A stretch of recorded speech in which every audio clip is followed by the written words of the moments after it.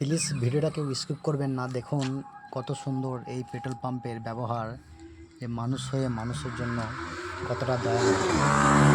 ভিডিওটা ফুল দেখুন, বুঝতে পারবেন। নমস্কার, সকলে কেমন আছেন? আশা করি খুব ভালো আছেন। আমি গিয়েছিলাম একটু বাইরে, কুসুমগ্রাম একটা ইন্ডিয়ান অয়েল পেট্রোল পাম্প আছে। ওই পেট্রোল পাম্পে আমি ওনাকে গিয়ে এক ভদ্রলোককে বলি যে 2 লিটার তেল দিন, কারণ আমার কাছে ফোনপে আছে। 2 লিটার তেল নিই। তেল নেওয়ার পর 211 টাকা 98 পয়সা তেলের দাম হয়। এবং আমি চশমা পরেছিলাম, রোদ্দুরে বুঝতে পারিনি। আমি ফোনপের মাধ্যমে 2012 টাকা পেমেন্ট করে দিয়েছি। পেমেন্ট যখন করে দিয়েছি, দিয়ে স্পিকারে বললো, আমি বুঝতে পারলাম। ওনাকে বললাম যে আমার পিতার বয়সী লোক, বাবা বলে কথা বললাম। বললাম কাকু দেখুন, ওটা 2212 টাকা পেমেন্ট হয়ে গেছে। তা উনি কী করলেন, বললেন ঠিক আছে বাবা দাঁড়াও। উনি দেখলেন, দেখে বললেন নাম কি? আমার নাম নিভাস লোহার। দিয়ে আমাকে বললেন যে ঠিক আছে। আমি বললাম তাহলে কোন ডকুমেন্টস লাগবে? বলছে না বাবা, ডকুমেন্টস কেন লাগবে, তোমার টাকা তুমি নেবে।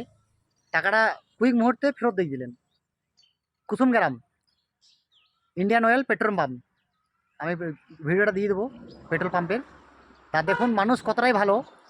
এবং কিছু কিছু মানুষ কি আছে, বাহানা দেখায় যে তুমি কি, আপনি পেমেন্টটা যে করে দিলেন, ওই পেমেন্টটা আমাদের বিজনেস পেমেন্ট, আজকে পেমেন্টটা তুমি করে দিলে ঠিক আছে, কিন্তু পেমেন্টটা আমার আজকে তো আমি পাবো না, পেমেন্টটা কালকে পাবো, তুমি কালকে নিয়ে এসে পেমেন্টটা নিয়ে যাবেন।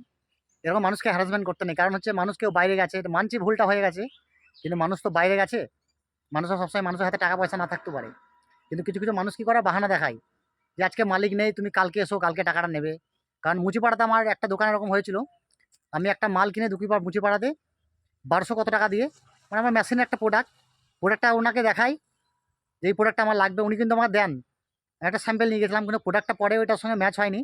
আমি যখন প্রোডাক্টটা আবার ফেরত দিয়ে দিচ্ছি, তখন উনি কী করছেন, বলছেন টাকাটা কালকে নিতে দেবেন। আমি কেন কালকে কেন?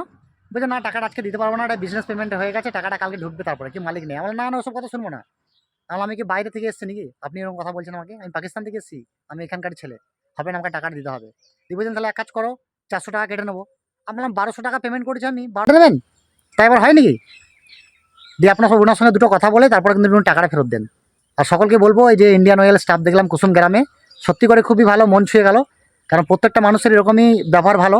কারণ মানুষ যখন কেউ ভুল করে পেমেন্ট করে দেয়, টাকাটা প্লিজ রিটার্ন দিয়ে দেবেন।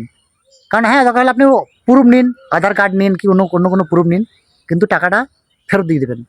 আর ওরকম করে বাহানা দেখাবেন না। সত্যি বলছি, ওনার পিতার বয়সের লোক, এতটাই মন ছুঁয়ে গেল যে ওনাকে পায়ে হাত দিয়ে প্রণাম করি। টাকাটা বড় কথা হচ্ছে না, একটা ব্যবহার, যে উনি যে আমার সঙ্গে ব্যবহারটা করলেন, এই ব্যবহারটা উনি সবার সঙ্গে আশা করি করবেন।